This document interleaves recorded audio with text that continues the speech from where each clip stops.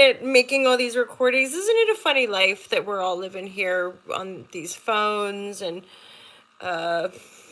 navigating a deeper understanding of this existence and finding greater peace and harmony amidst absolute destruction and chaos, really.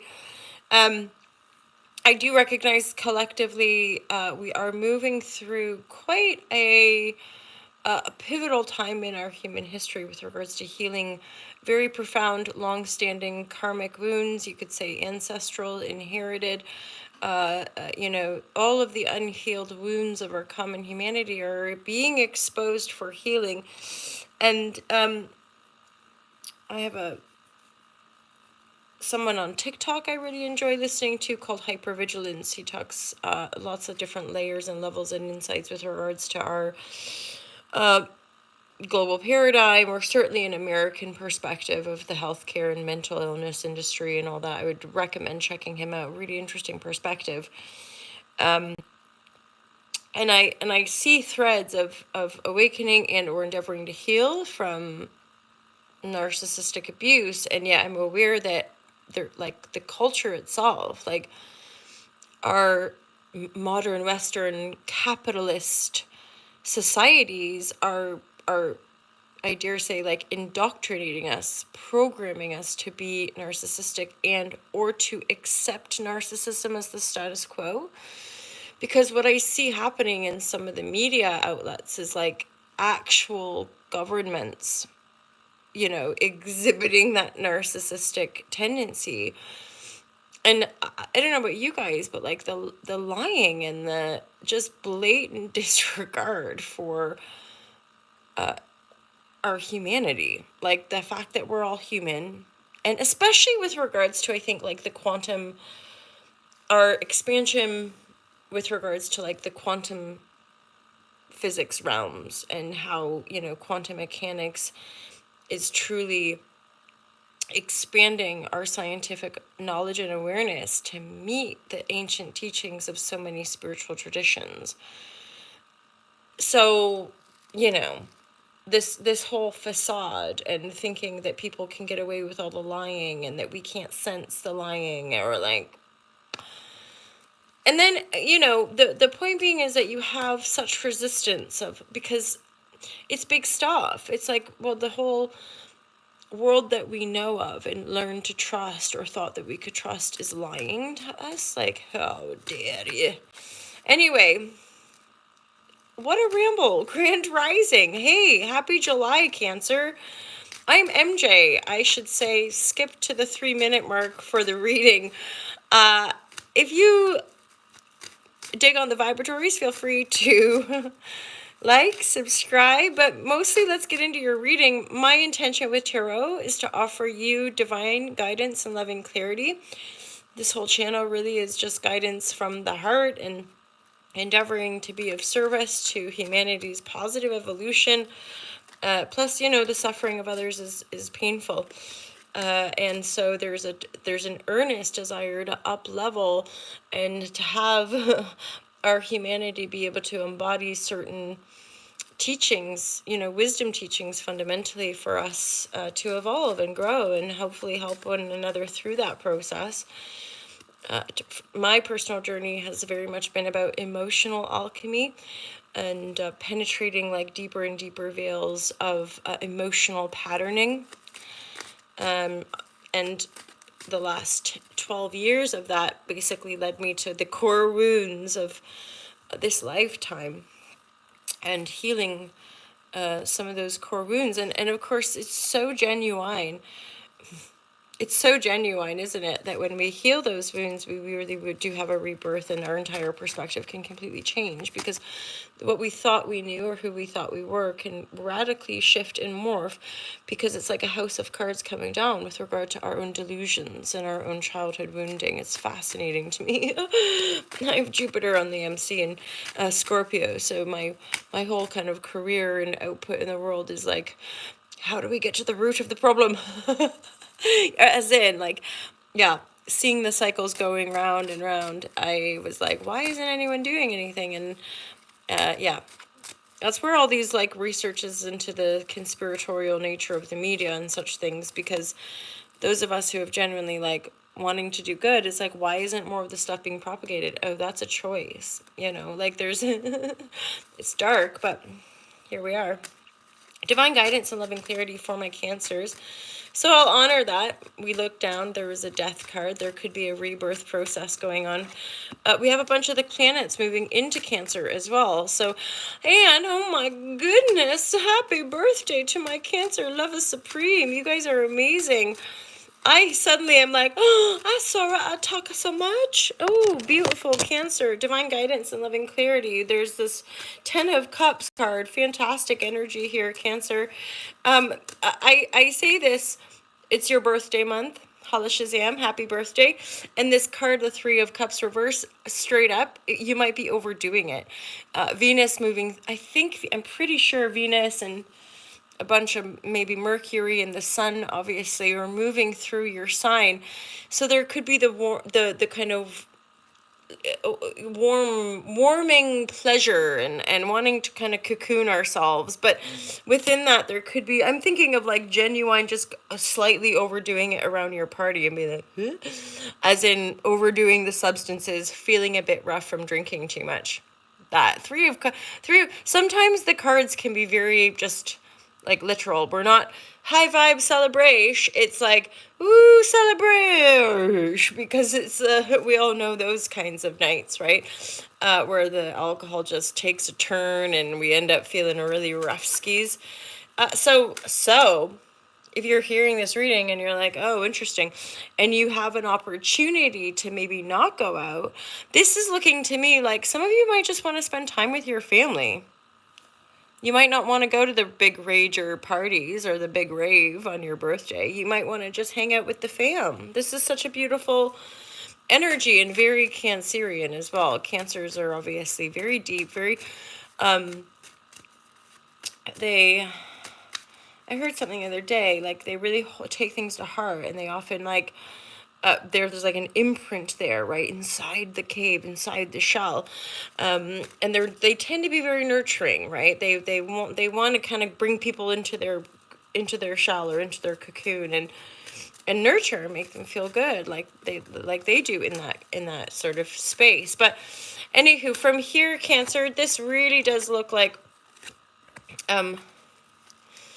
just wanting to focus on the happy family, happily ever after kind of energy.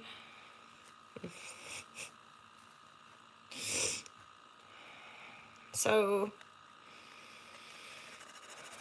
this looks like I'm feeling, so the 7 of Swords, you know, again, all cards can be interpreted a little bit differently depending on the context and the energies around them.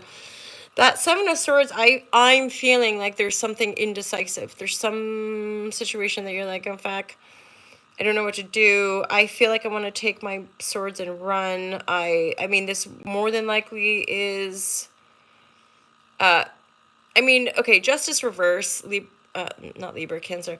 Well, it would be a Libra in the reverse, but something energetic. Okay, I'm going to piece it together. So you're thinking about your happy ever after. However, with the 3 of Cups, yes, it's your birthday season. Yes, celebrations, but something about celebration reverse, social situations, partying lots. It's in the reverse. Something's not vibing with you. Like you're dreaming up this happy life, okay, right? Like you're thinking about the happily ever after, but actually you're just partying a lot or drinking a lot. Okay, but this is also, I think you might be in a bit of a pattern with this because something is not aligned, like something's off ski, something is imbalanced. And it could have to do with work, and it could have to do with children. Like children that are going through a hard time, and thus it's costing you more money. For example, like one of your children's having a hard time, you're having to invest in them doing this thing to have therapy or something, and it's straining, right? Straining, draining. It feels like injustice. It's feeling like you're having a really hard time. Let's get some more clarity here. And the 7 of Swords, again, maybe a part of you just wants to fucking bail. a part of you is like, God, this, not this again. Like, I don't,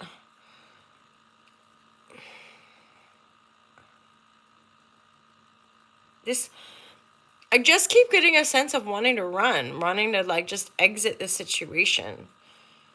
One of the children having a hard time, right? Work is maybe really challenging or not super abundant. And again, some of you might just be, might be partying too much. If this is resonating, right? Like the three, that central energy, or Three of Cups reverse being the central energy, would kind of signal the potential for substance abuse, or just substance, I want to say malaise. Like we're not, like the things we did don't work anymore, or we're just overdoing it. We're drinking too much. Yeah, our vital energy is being a bit zapped. Either something in the work situation, like working too, okay, but this is another layer too, like working.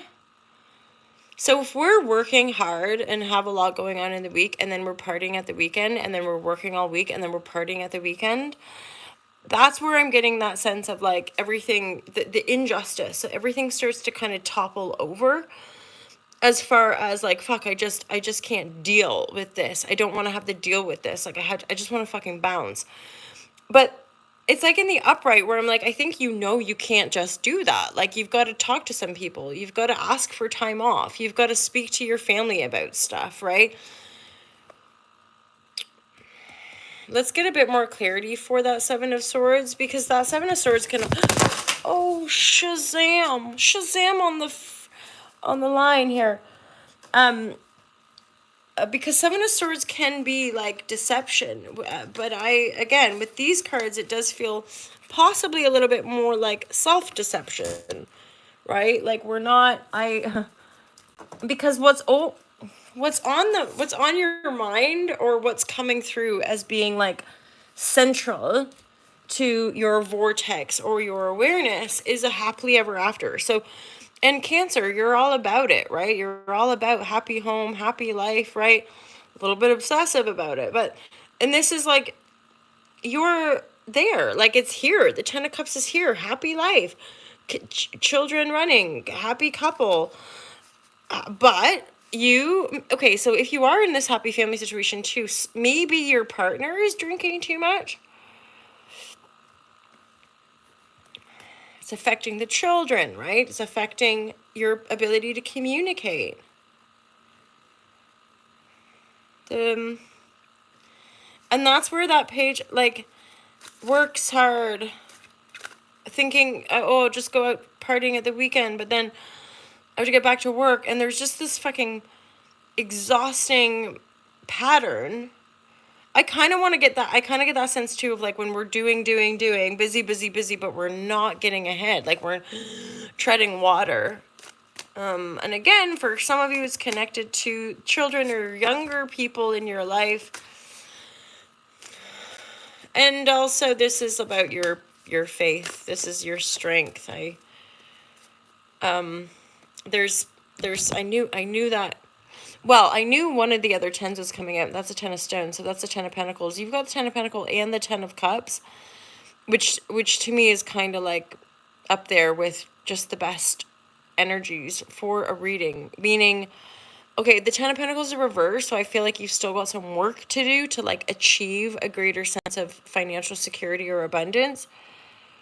And for some of you, you're going to have to stay steadfast in focusing on that, like, happily ever after energy, the Ten of Cups. Because, again, I feel like the Ten of Cups is here as a focus, but you're not necessarily living in that Ten of Cups energy. You're navigating possibly drinking too much, or being away from the family, or feeling not a part of that constellation. Hence, communication, Seven of Swords. I mean, for some of you, it could be genuine. There could be a situation you're leaving or thinking of leaving that's somehow connected to the Ten of... Okay, so if you're not, or maybe you're fantasizing about a really happy life, but you're not in it, you know? Like you're working, things don't feel great, you're partying with friends at the weekend, thinking how nice it would be to be partnered up or have a partner or whatever. And then let's get some clarity for the Ten of Pentacle reverse, or Ten of Stones. I feel like this is a bit of a journey for some of you around restabilizing, but also coming into greater wealth and prosperity, right? So the Balance card is here. I think this is a huge part of the collective shifting as well. Like, we've got to find our inner security. We've got to find our inner balance, okay? Like,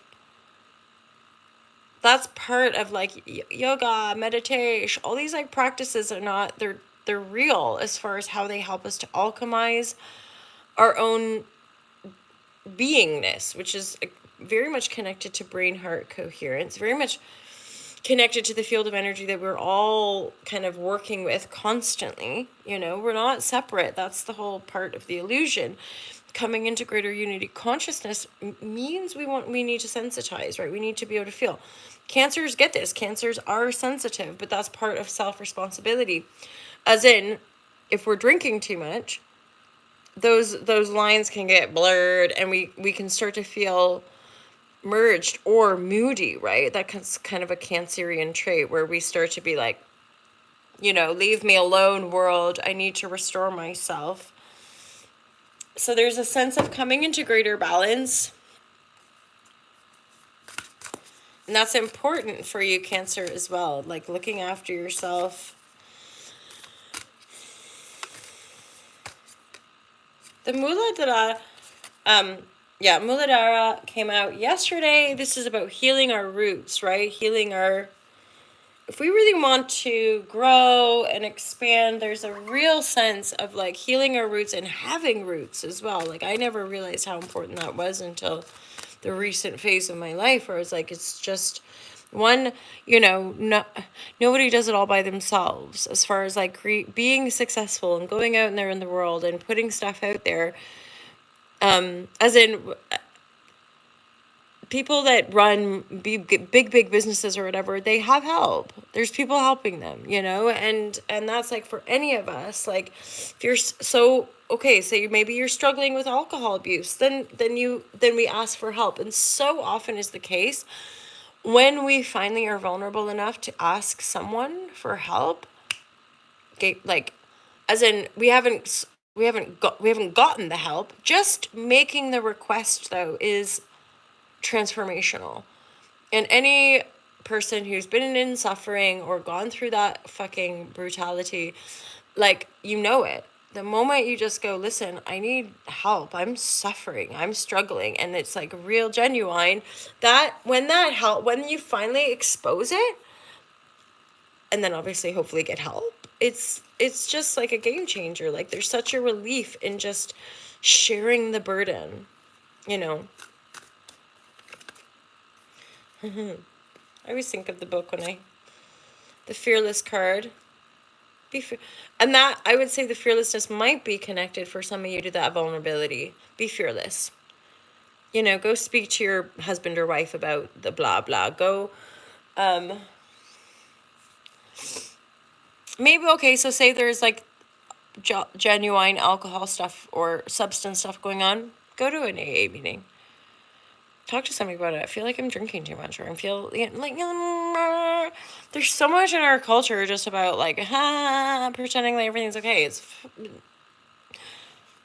not our world. Like, we're humans. We're full. We're whole. We're total. We're not, you know, just happy all the time. We're not just any one thing all the time, right? We have depth. We have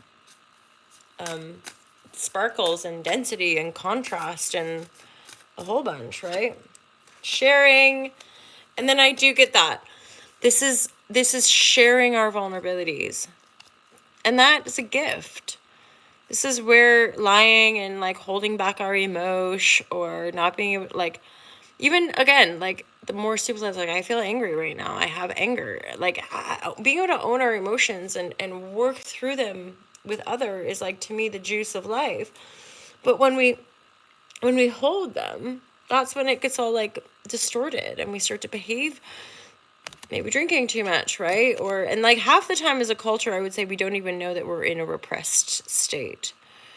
But things like apathy, things like anxiety and stress, to me, are indicators that we're disconnected, right? That we're we're looking for something to soothe us, but the thing that's not soothing in the first place is a perspective within us, and that perspective is propagated globally through mainstream media, and it's a disconnected, distorted one. So all of us have a certain amount of responsibility with regards to our personal well-being and the community, as in, or I mean, the wider community.